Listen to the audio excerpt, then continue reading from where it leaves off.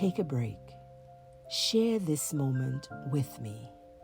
This is Reverend Bonnie EBW Smith, Superintendent of the Moravian Church Antigua Conference and Minister of Christian Education, welcoming you to Mid-Morning Break for Saturday, the 19th of November, 2022. I am convinced that the path to becoming extraordinary is striving to be the best version of ourselves. A part of my effort to be the best version of myself is to take responsibility for my actions. This is arguably one of the most challenging things to do, especially when failure is involved. Thus, it is easier to pass on the blame.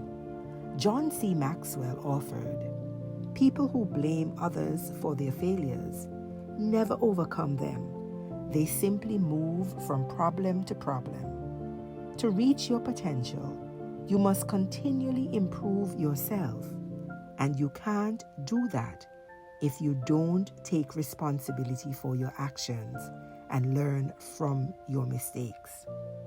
Taking responsibility for our actions involves the awareness that in any situation or experience, each person has a degree of responsibility for the outcome or result.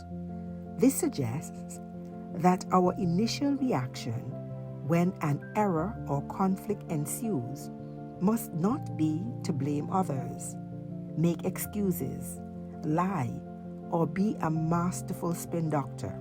Rather, we should demonstrate some level of accountability by accepting there is a problem, pointing out how we contributed to the problem, and suggesting the best course of action to correct the problem and prevent it from reoccurring.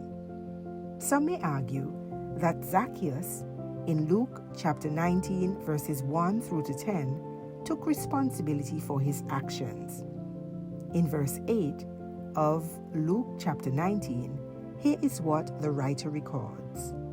"But Zacchaeus stood up and said to the Lord, 'Look, Lord, here and now I give half of my possessions to the poor, and if I have cheated anybody out of anything, I will pay back 4 times the amount.'"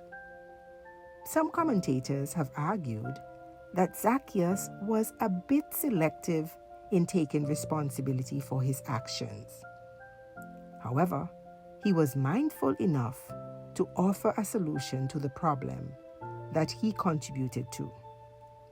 To take responsibility for our actions requires an enormous amount of humility, and that can be considered a scarce commodity even among believers.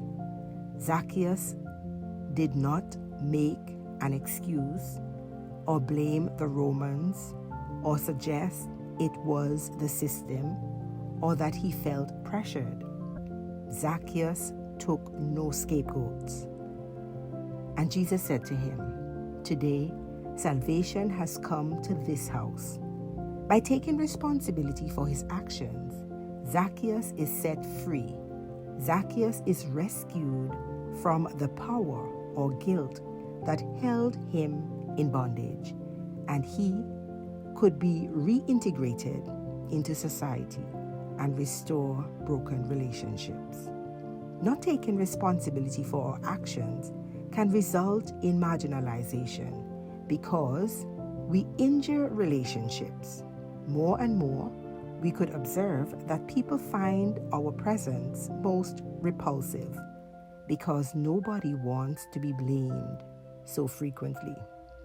Martin Luther King Jr. said, "One of the most common tendencies of human nature is that of placing responsibility on some external agency for mistakes we have made.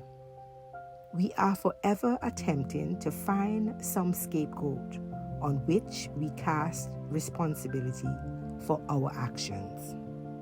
Let today be a day of introspection with the determination to adjust this character flaw. that everyone can see in us that we refuse to see in ourselves. It is more attractive when we can admit our faults because we can work to make them better, and people can see our effort to rid ourselves of that which has imprisoned us, our mistakes. A part of taking responsibility is accepting that we are not perfect, and some of us thrive on being viewed as perfect.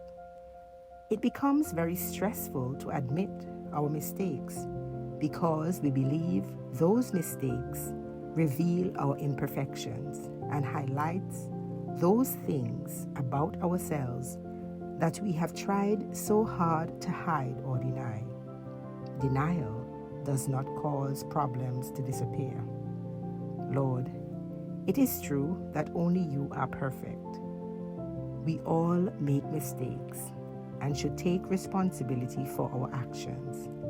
Help us to accept our freedom depends on taking responsibility for our actions. Amen. Have a safe Saturday. God bless you.